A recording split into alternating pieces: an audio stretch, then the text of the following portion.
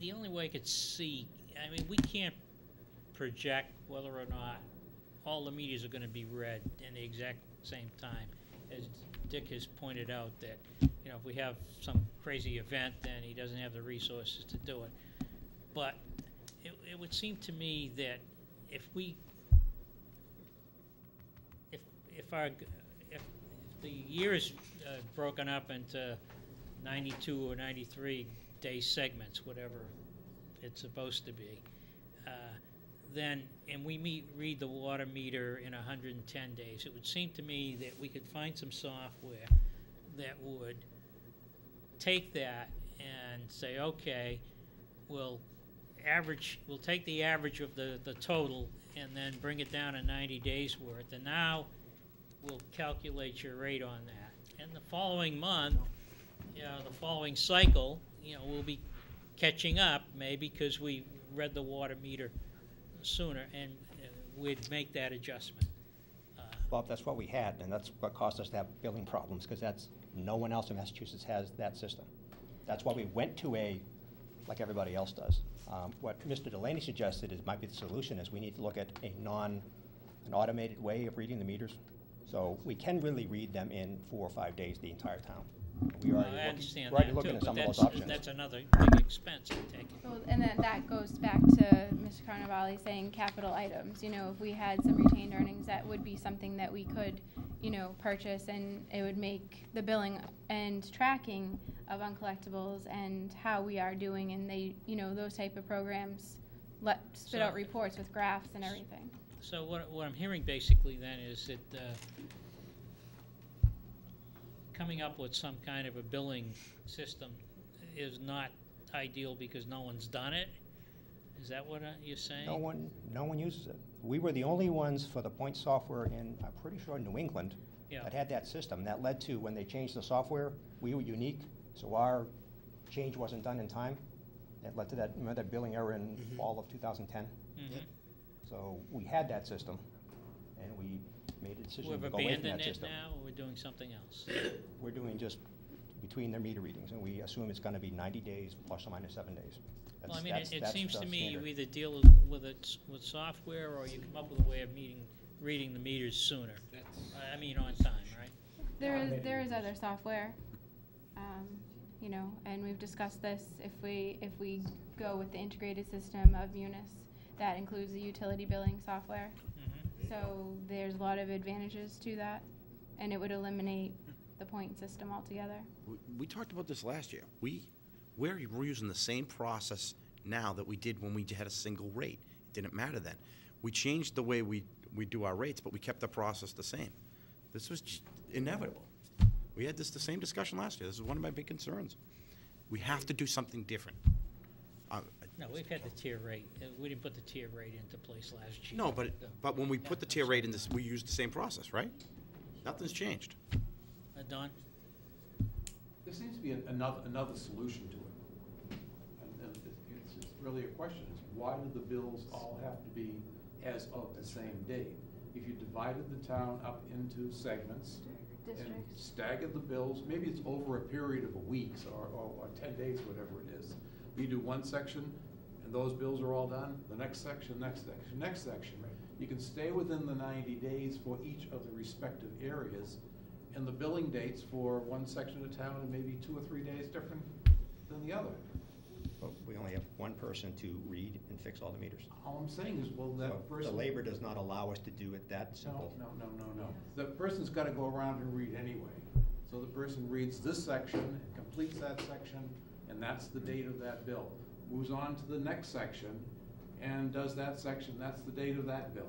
But you're doing the 91 days in each of those sections. Well, you know, I think maybe, you know, first of all, the board isn't going to determine how to do it. The board could set a policy that says everybody's bill is going to reflect 93 days worth of whatever, right? Plus or minus some reasonable, you know, variation, period. Department head, finance department, town administrator, find a solution and come back and present it to us. I wasn't suggesting... Then we're doing our job. And but them, not you. the burden's on them to find a solution, because we're not gonna find we're not gonna dictate a solution. But I think we can dictate what the policy should be to eliminate the issue that Mr. Babbitt's brought before us. Because this has happened to a lot of people, he just happens to be one that has come before us to complain about it. Mr. Chair, if I may. Dick, was it the last meeting, Water Commission meeting? I think you were asked what was a ballpark number to automate the meters?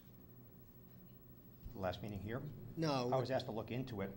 Yeah, but I I've seen thought prices we up to- discussed it at one of our Yeah. Water Commission meetings where we just said, what would it, I haven't done it for a while, and I think Joe has looked at it a little early, but prices range from, he's doing it in Chelsea. Depends on which system you go to. If you go to a fixed system, which is, no one has to go out and read it all or drive by it all, it's just, you can read meters twice a day. 5,000 meters is approximately $1 million.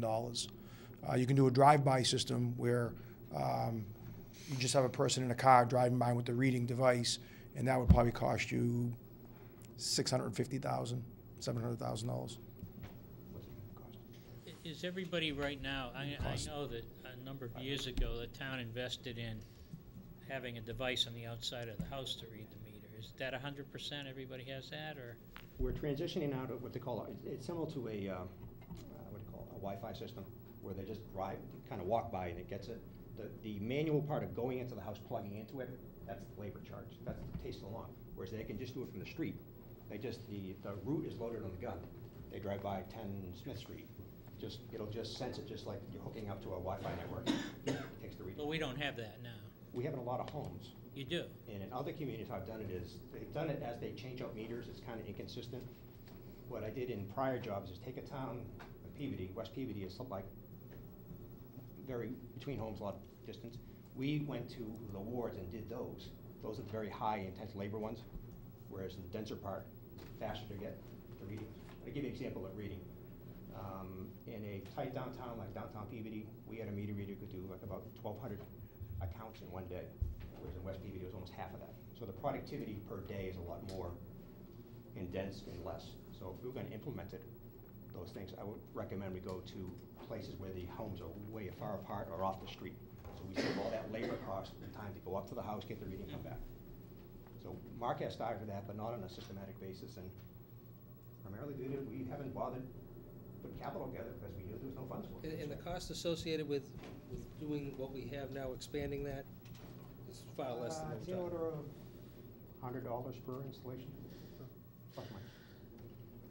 So, $100. And we have, So you do- and we have 4,400 accounts. And I'm assuming about 10% have those now, Yeah. or whatever the math is on that. That's usually just a meter, $400,000. Yeah, just to look at it. See, to me, I Just take the think, existing meter, put a different head on it, basically, that Yeah. transmits the reading. And that, what Maybe we Joe's should be- talking about is actually, oh, I know, that's, Yeah, we did a complete change out. We replaced all, our meters were old, so we replaced all our meters and went to a fixed network. other options are partnering with, say, electric light, or partnering with a gas company such that they could read our meters as well and give us the data. There's a bunch of solutions for the issue. Again, you brought the issue up, Mr. Delaney, we're looking into it. But as I said, there are pros and cons to each system. There are costs to each system. Literally, if you have like a system with a lot of water leaks, older systems, we looked at that when I was at Peabody. If you have a lot of leaks, you want to know right away you have a leak. You can set it up such that it senses an abnormal use. It'll tell you, so you can tell the customer where you got a leak. So it has good customer service benefits as well, a system like that. Because like the number one thing for high water bills is running toilets in the basement. People just forget about it and let them go. People never know about it until we tell them, or they saw their bill. So there is technology, we are looking at them. They have a range of pros and cons. We're putting something together to give you some options to consider. Okay.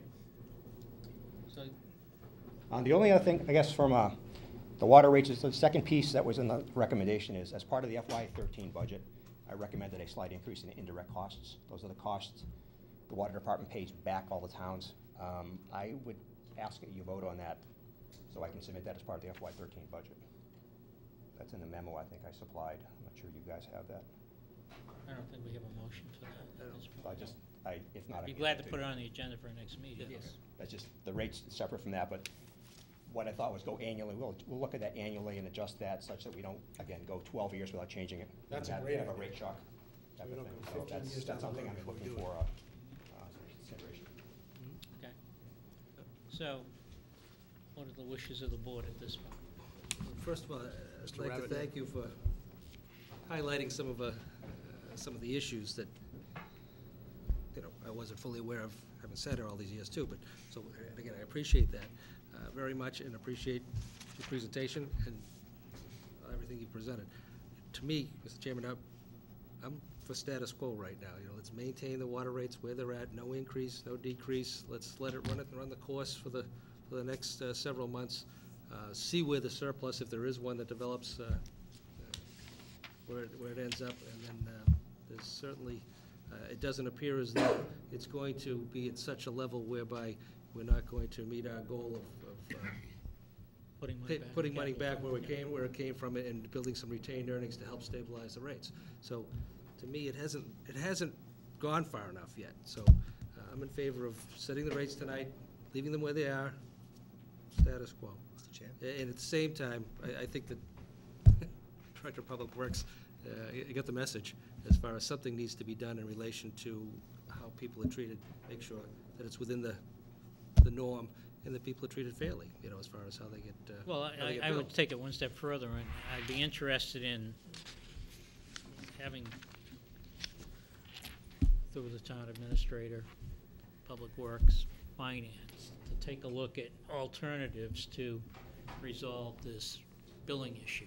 What are the alternatives, and, what are the rough costs of doing these things?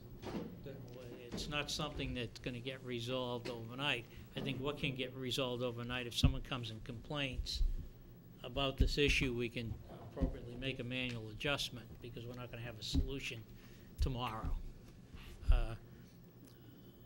I'd like to thank you for the work that you've done at calling this to our attention, and the way you presented it makes it pretty clear as to,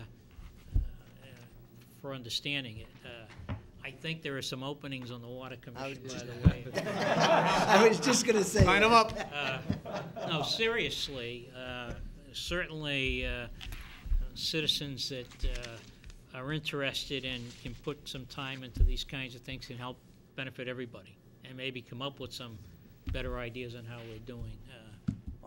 My interests are the same as the board's interest, is to find a fix for this that serves us in the long term, and not to keep having the volatility that we've had.